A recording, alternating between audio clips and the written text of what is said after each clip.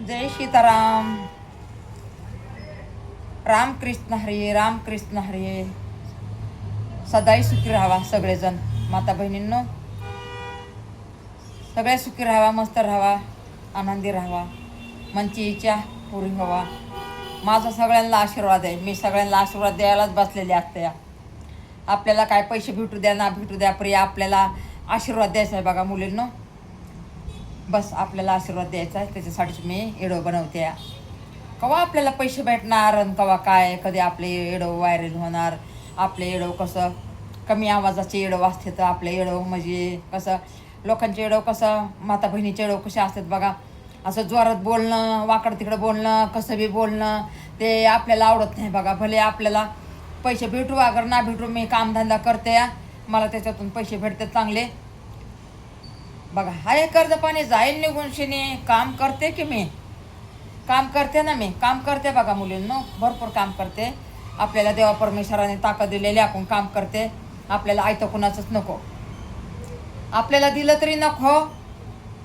उलट मीच वाटलं तर मी कोणाला कमी आहे त्याला देईल. कोण भुकेलं आहे, कोण गरजीवान आहे, कोण दुःखी आहे, मी सगळ्यांसाठी आहे. मी आहे.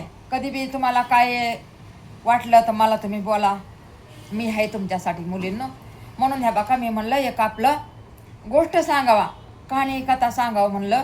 म्हणून मी ह्या बघा म्हणलं कुणाच्या बी आपली कामी यावा मुलींनो. मी एक कहाणी कथा सांगणार आहे तुम्हाला, तुम्ही ऐका आणि नंतर मला हे करून सांगा, कमेंट करून सांगा आवडली का नाही आपल्याला कहाणी कथा. बघा मी एक हे असतं बघा, बुद्धी असते. एक राजा असतो, आणि एक असतो प्रधान असतो आणि बाकीचे दुसऱ्या असतात, ह्या दाशी असतात, नोकर चाकर सगळंच असते बघा, सगळंच असतंय. तर मग त्या गावामध्ये एक हे राहत असते बघा. कोण हो त्या गावामध्ये, आता काय मग विसरूनच गेले बघा. त्या गावामध्ये एक बामण असतं बघा. आता हे राजा असतो ना, राजाच्या मुलाला लेकरू बाळ नसतं. तर मग सगळ्यांना वाटतं आता आपल्या मुलासाठी लेकरू बाळ नाही, कसं व्हायचं, आपलं एकलंच मुलगा आहे, काय करायचं मग. काय दोन मुलं असलं तर बाताला खै बाई, एकाला मुलं आहे एकाला होईन उशिरा, म्हणून माणूस अपेक्षा करतं बघा मुलायनं. तर मग मायबापाला काळजी वाटायला लागली. तर मग म्हणले 5-6 वर्ष झालं अजून काय पाळणा हल्ला नाही म्हणले. पण आपण पुरीला कसं काय दोष द्यायचा, सुनबाईला कसा दोष द्यायचा. तर मग ते काळजी वाटायला लागली त्यांना. तर बघा काय करणार, आता काळजी वाटायला लागली तरी काय करणार. तर मग त्या गावात ब्राह्मण होता, त्यांना बी नव्हतं मूलबाळ, त्या बामणाला बी नव्हतं मूल नव्हतं बघा, आणि ह्या राजाला बी मूल नव्हतं. तर मग हे बघा त्या राजाने एका देव ऋषीला विचारलं, म्हणले काय आमच्या नशिबात नातरुंड आहे का नाही. आता बामणाला तर काय विचारू नको, बामणालाच मूलबाळ नाही तर त्याला काय विचारायचं. आपण विचारावं तर त्याला लय दुःख वाटेल. म्हणला बामणाला नको विचारायचं. मग कुणाला विचारलं, जे साधू संत होता ना त्यालाच विचारलं. जे साधू संत होते ना त्यालाच विचारलं बघा मुलायनं. तर मग ते म्हणले मूल म्हणले होईल म्हणले, एवढं घाबरायचं काय कारण नाही. कोणाला 10 वर्षाच्या नंतर होत आहे, कोणाला 12 वर्षाच्या नंतर होत आहे. मग तिला लय काळजी वाटायला लागली आईला, की 10-12 वर्षाच्या नंतर आमचं तर वय होणार. आत्ताचं आमचं 30 वर्ष वय आहे आत्ताचं आमचं. तर मग 10-12 वर्षाने झालं की 40 वर्षाचं झालं. मग आम्ही त्या लेकरांचं सुख कसं बघायचं असं वाटायचं. आणि हे राजाचे आई वडील तर बिचारे म्हातारे झालेले. मग नातरुंडाचं सुख कसं बघायचं तुम्ही सांगा बरं. नातरुंडाचं सुख कसं बघायचं. मग त्यांना वाटायचं की बाबा आम्ही बघायला पाहिजे नातरुंडाचं सुख. तर मग हे बघा म्हणले अजून तुम्हाला तुमच्या घरात पाळणा हलन म्हणले, पण कसं तुम्हाला अजून 10 वर्ष तरी थांबावं लागेल. बरं म्हणले बाबा 10 वर्ष थांबू आम्ही, पण व्हायला तर पाहिजे. तर बघा 10 वर्षांनी पहिलंच झालं होतं 5-7 वर्षे, आणि अजून मग 5-7 वर्षे झालं की मग 40 वर्षापर्यंत झालं. तर मग झालं मग बरोबर बघा 10 वर्षामध्ये मूल जन्माला आलं. मूल जन्माला आलं तर मुलगी झाली.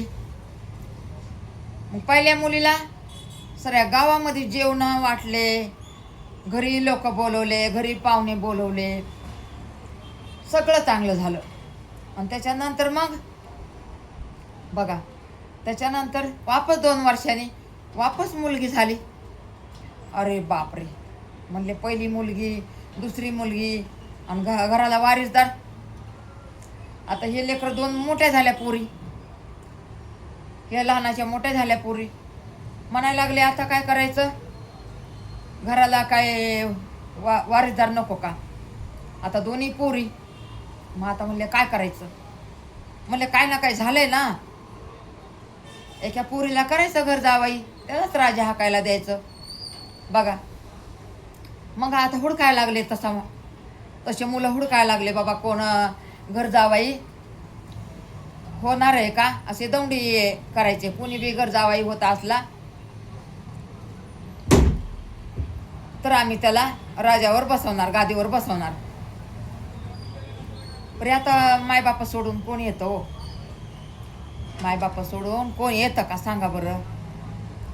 तर मग म्हणले आता असा मुलगा आपल्याला कुठं भेटणार आहे. तर मग तेच साधू संत आले घरी. म्हणले पुरी तर लहानाच्या मोठ्या झाल्या, पुरी आता गादी आता कोण सांभाळणार, गादी कोण सांभाळणार. ते म्हणले एका मुलीला करा घर जावाई, एका जावायला. म्हणले आम्ही किती दिवसांनी हुडकायला लागलोत म्हणले, पण आम्हाला काय भेटा नाही म्हणले, घर जावाई भेटा नाही म्हणले. तर मग म्हणलं आता काय करायला पाहिजे. भेटाना म्हणल्याच्या नंतर म्हणले एक गावामधला कुळी नावाचा माणूस होता. ते म्हणला माझी सासरवाडी आहे ना, तिथं म्हणला मुली आहेत म्हणला 2-4 परी. म्हणला गरीबाच्या आहेत चालन का, गरीबाच्या मुली आहेत म्हणला चालन का.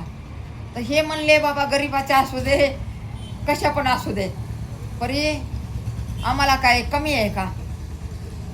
एवढं 4 राजधान्या, 4 गावावर एवढं शेते, काय कमी आहे का आपल्याला. देवाच्या दयाने भरपूर आहे, गावगावमध्ये शेत आहेत, गावगावमध्ये राजवाडे आहेत. आणि आपल्याला काय करायचं आहे त्यांचं घेऊन, जरी मोठ्याची केली असती, आपलं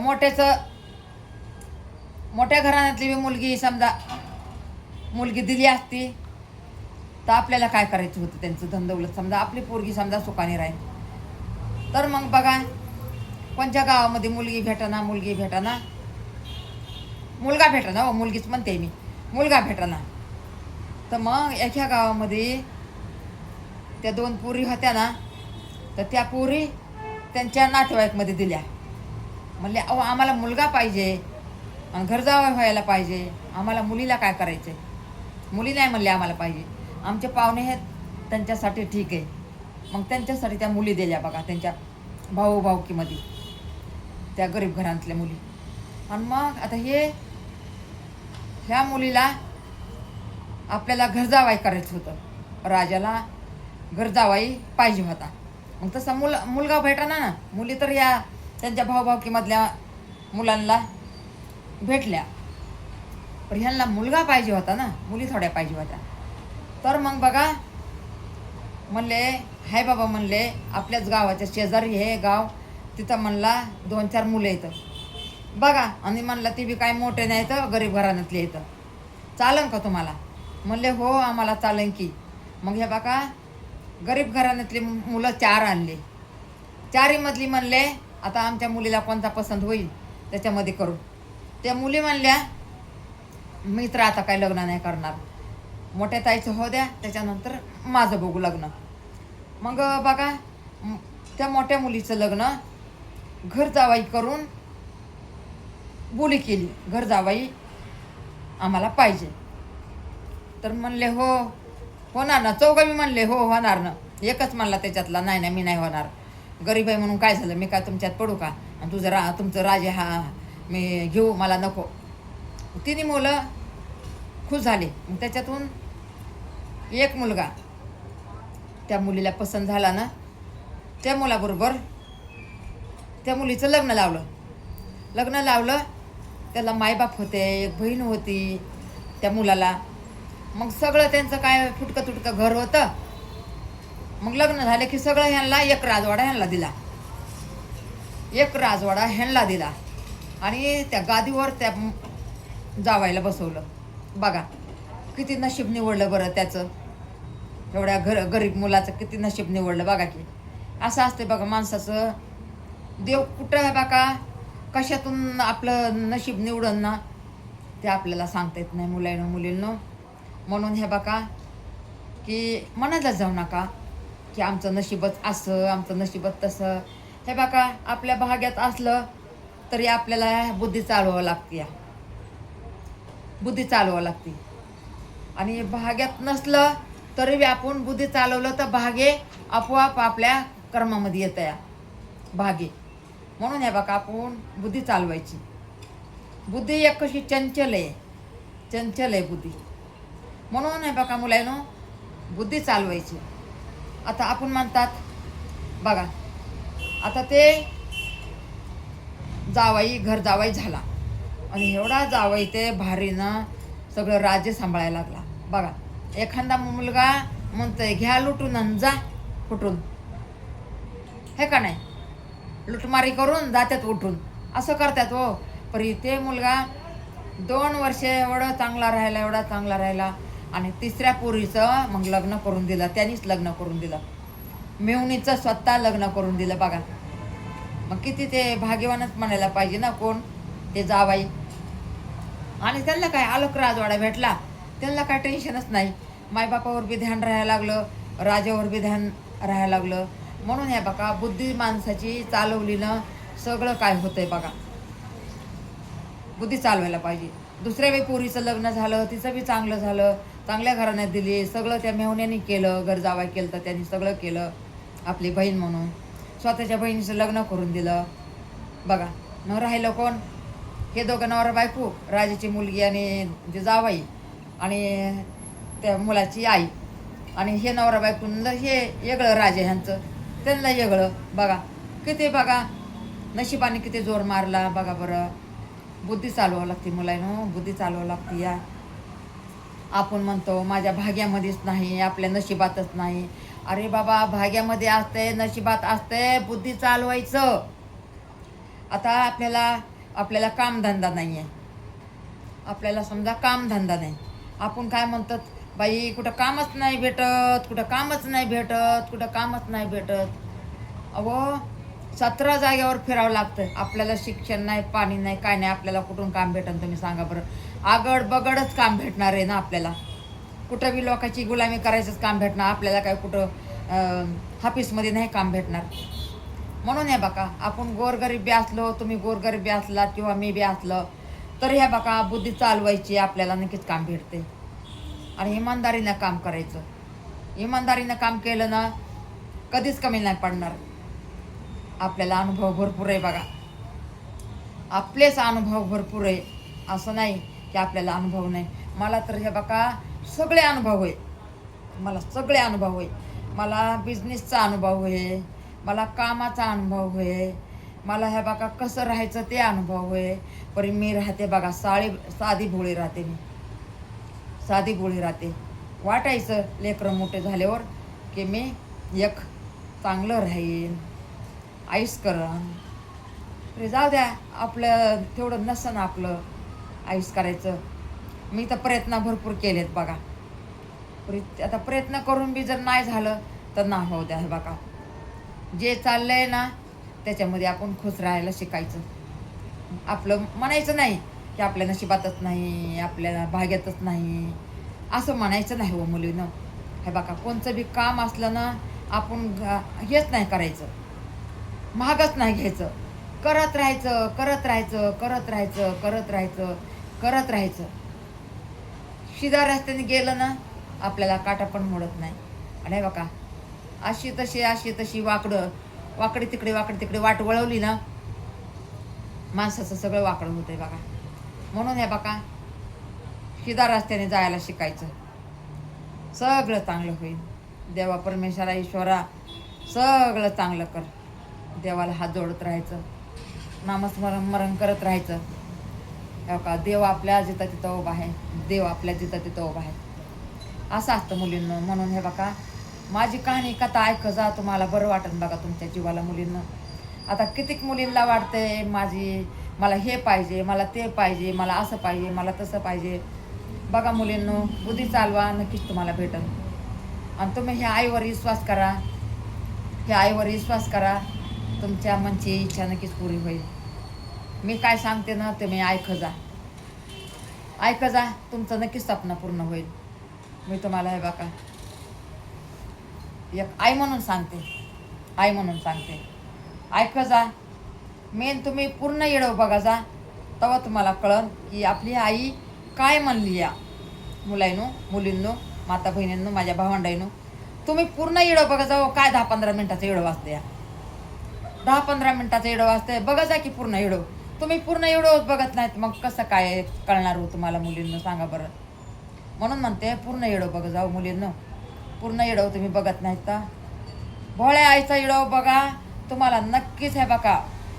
तुमच्या शुभ कामं नाही झालं ना, मला बोला तुम्ही. काय ते दरवाजा इकडंच यायला लागलाय. तुमच्या शुभ कामं नक्कीच होणार आहे. आणि कोणतं बी तुम्हाला काम धुंडत असलं तर तुम्हाला हलकं बी काम येऊ द्या, ते काम करत राहा, तुम्हाला नक्कीच त्याच्यापासून चांगलं काम भेटणार आहे. तुम्ही म्हणू नका ते काम हलकं आहे, हे काम मी नाही करणार. ते काम करा, तुम्हाला दुसरं काम नक्कीच आहे बघा, जास्त पैशाचं काम भेटन. रामकृष्ण हरी मुलींनो. राधे राधे, राधे राधे, राधे राधे, राधे राधे. जय सीताराम, जय सीताराम, जय सीताराम. सदाही सुखी राहा मुलींनो, मुलांनो. आणि शेअर कर जा, येडो माझा शेअर कर जा. नमस्कार मुलींनो, नमस्कार. रामकृष्ण हरी, रामकृष्ण हरी, रामकृष्ण हरी. जय सीताराम, जय सीताराम, जय सीताराम. हाय बाय सगळ्यांना मुलांनो, हाय बाय सगळ्यांना. नमस्कार सगळ्यांना, नमस्कार सगळ्यांना, नमस्कार सगळ्यांना.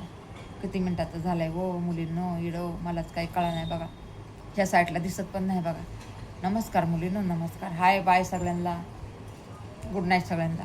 रामकृष्ण हरी, रामकृष्ण हरी. हाय.